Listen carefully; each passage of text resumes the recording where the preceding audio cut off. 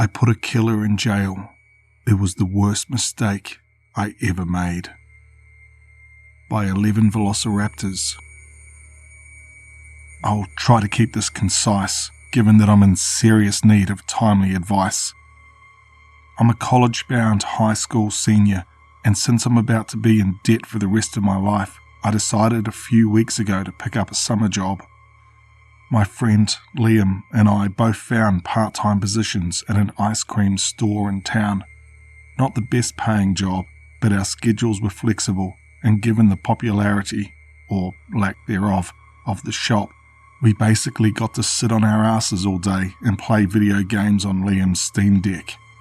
The job did have one downside though, which was the shop's owner, Fred. Fred was an older guy, probably in his 60s. I have no clue where he came from or what he did before moving into my town 5 years ago, but from the way he carried himself, I always thought he had a military background. He was tall and wiry and had this stare that felt like he was peeling back your skin with his eyes alone. I had no idea what a guy like that was doing running a kitschy little ice cream shop called Sunday Central, but the events of the past few weeks have given me some theories. So, a few hours before our first 4 to 10 p.m. shift, Fred gave Liam and me a tour. The shop was too small for its own cold room, and so the back room had 2 standing freezers. It also had one giant chest freezer which, as I learned a few days later, was locked. When I asked Fred about it, he told me that it was for surplus inventory, and I didn't really care enough to inquire further. The last thing Fred told us to be wary of was a homeless woman who sometimes begged outside of the store and had been known to be aggressive. Fred watched Liam and me closely throughout our first shift, which luckily went off without a hitch. At 10 p.m. sharp, he told us to grab our things and go. Apparently, Fred liked to clean and close up shop himself. "Bro, that guy's kinda weird, right?" Liam asked me that night as we carpooled back to our neighbourhood. I shrugged. I didn't have much of an opinion on our boss yet. "I used to live in the same apartment building as him before we moved," he continued. "I ran into him a lot in the parking garage. He always had some kind of animal with him. Dogs, cats, sometimes even a trap with a raccoon or a possum inside. I figured he worked at some kind of animal rescue or something. Maybe he catches stray animals and takes them to the vet, like for sterilization and stuff." "Yeah, maybe." Liam's observation was strange, but all in all, Fred seemed normal enough to me. A little aloof, sure, but I was happy to look past that as long as he was paying us. I dropped Liam off that night and didn't think much about those animals for a while. The first few weeks on the job were more stressful than anticipated. Apart from all the screaming children and entitled parents, I eventually encountered the woman that Fred had warned us about. The first time I saw her, I was working the closing shift alone while Liam was at a concert with his girlfriend. My car was a block away from Sunday Central, and as I walked down the poorly lit street, I got the sense that I was being watched. I turned to look at the shrubs lining the sidewalk and was greeted by the last thing I expected to see crouched inside the hedges. A person. I barely saw her with all the branches twisting around her body, but once I noticed her sallow, expressionless face, I realized that she was looking right at me. I was so surprised that I tripped on a crack in the sidewalk and damn near broke my wrist. By the time I stood up and shook off my embarrassment, she was gone. Liam and I saw her every once in a while after that. She wasn't aggressive like Fred had mentioned, nor did she bother our customers at all. She kept to herself and largely out of sight, but even so, I came to dread being at the shop after sunset. I got into the habit of standing by the front windows when there was a lull in our customers' stream. I would stare out into the night and look for the woman. It would always take me a few minutes, but often I would eventually find someone looking back at me. She was always partially obscured, either by trees or street lamps or dumpsters. It felt like she was playing a game with me, like some kind of demented Where's Waldo. On the nights where I didn't find her, I always wondered if she hadn't paid us a visit, or if I simply hadn't looked hard enough. 1 week ago, as soon as I pulled up into my driveway after work, I realized that I had left my wallet in my work locker. Since I was going out with friends the following morning, I opted to drive back to Sunday Central immediately as opposed to wait until the next day. It was almost 11 when I pulled up next to the shop, and I remember being surprised by how abandoned the street looked once the businesses had closed for the day. Only when I exited my car did I realize that the shop would probably be locked up. Sure enough, the front door handle didn't budge. I decided to try the back door before I gave up entirely. I rounded the building and approached our back door, and to my delight, I found that it was unlocked. At that point, I was too relieved to consider how strange that was. I opened the door and slipped through, turning my phone flashlight on so that I could navigate the dark. Sunday Central is set up like this. Most of the building is occupied by a large room that holds the serving counter and dining area for the customers.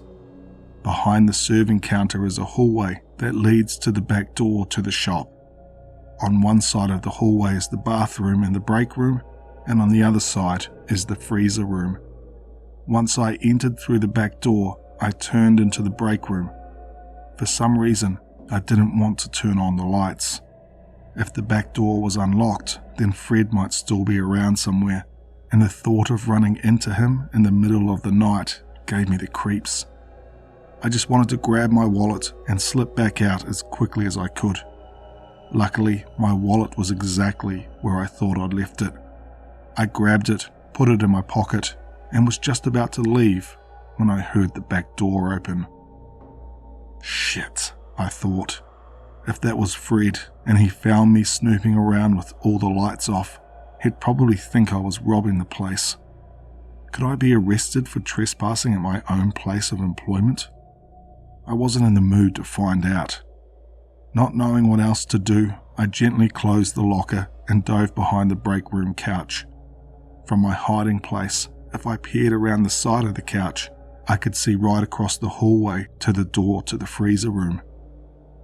The hallway lights clicked on, and footsteps echoed through the quiet shop as Fred ambled into view. He looked tired, his expression downcast and his gait slow. He was wearing a clear plastic poncho, which I found strange, but any thoughts I might have on his attire I immediately forgot when I saw what he was dragging across the floor behind him. It was a body, a woman's body, nude and either unconscious or dead. Fred was holding her by the hair in one of his gloved hands. He pushed open the door to the freezer room and turned on the lights, and immediately I could tell he was holding a corpse by the hue of its skin and the rigidity of its limbs. I bit back a gasp as I watched him drag it into the room. Just after he crossed the threshold, part of the corpse's scalp detached from its skull. It fell from his grasp, flopping onto the floor with a thud, leaving Fred holding a fistful of long brunette hair. He cursed to himself, turning around and leaning over to pick up the body. I ducked behind the couch, watching his feet through the small gap between the couch and the floor. His hand stilled on the corpse's neck, and I figured he'd just noticed the open door to the break room. I held my breath, praying he'd let it go, but instead he straightened and stepped over the body. I watched his shoes cross the hallway, coming to a stop in the doorway. He reached inside and switched on the lights. I readied myself for a fight, figuring that if I couldn't incapacitate Fred, maybe I could at least injure him badly enough that he'd be a suspect when people realized I'd disappeared. Luckily for me, it never came to that. A small, barely audible knock sounded through the quiet shop, and Fred reacted immediately.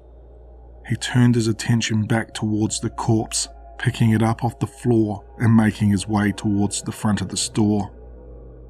As soon as he was out of sight, I crawled out from behind the couch. I looked down the hallway in both directions, and when I didn't see Fred, I bolted for the back door. I ran to my car like my life depended on it, which, as far as I knew, it did. I drove straight to the police station to file a report. I probably should have waited to get my thoughts in order, but I was so hopped up on adrenaline that I barged right in and gave what was probably a completely incoherent account of my night. Understandably, the officers didn't seem to believe me at first, but the more questions they asked, the more seriously they took my story. I'm sure that dropping the name Frederick Braun helped my case. Liam wasn't the only one who thought Fred was a little off. He'd long been something of an outsider in our town, and it's likely because of his reputation that the police agreed to investigate the scene. They found 7 corpses in Sunday Central, though none of them belonged to a human. Squished together in the locked chest freezer were 2 cats, a raccoon, a coyote, and 3 dogs, one of which I recognised as a neighbour's pet from the lost posters I'd seen stapled to telephone poles. The discovery sent the town into an uproar. Fred was arrested the following morning, and needless to say, our ice cream shop was shut down. The police said they'd do some DNA testing on the crime scene to identify the woman I saw. Of course, I was happy that something was being done, but I didn't have high hopes for our tiny, underfunded police department. At least I could rest easy knowing I'd helped put a criminal in jail, even though I got the sense there was more to the story. Fred was arrested 6 days ago.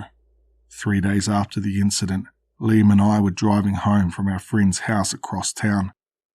Our route took us past Sunday Central, and Liam slowed down to gawk at the yellow tape adorning our former workplace. Only when we were a few buildings away did I notice a person standing on the street across from Sunday Central. "Dude, holy shit," I said, pointing to the figure. "It's that woman." When Liam saw her, he did just about the last thing I wanted him to do and pulled over right in front of her. He came to stop and, despite my protests, rolled down my window to talk to her. The woman was standing on the sidewalk, maybe 2 feet away from the passenger's side door. I shrunk back in my seat, horrified by the prospect that she could reach right through the open window if she wanted to. "Hey, lady," Liam said. "We're closed." This was by far the closest I'd been to the woman. At a glance, she was pretty normal looking, pale skin, dark hair, brown eyes. Or were they? Her irises looked faintly reddish in the poor lighting, maybe the result of some kind of infection. She was wearing a nondescript black dress that seemed too pristine for someone I assumed had been living on the street. She didn't look at us when we pulled up next to her, didn't move a muscle. And all the times I'd noticed her staring at me, had I ever seen her move? "Hello," Liam continued. "No ice cream today, or tomorrow, or ever, probably. Our boss might have been a serial killer. You hear anything about that?" He elbowed my arm like he was trying to get me in on the joke, but I barely registered his words. I couldn't look away from the woman's face, which, before my eyes, seemed to shift. I'm not exactly sure what I saw, or how best to describe it. Have you ever stared into a mirror in a dimly lit room? If you stare at your face long enough, your brain starts playing tricks on you. Your features start to distort. You start seeing someone else, a family member, a stranger. Something different. Something wrong. That's the best analogy I can give for what I felt in that moment. All of a sudden, I got the sense that the person I was looking at wasn't a person at all. The woman's eyes flicked from the storefront to Liam's face.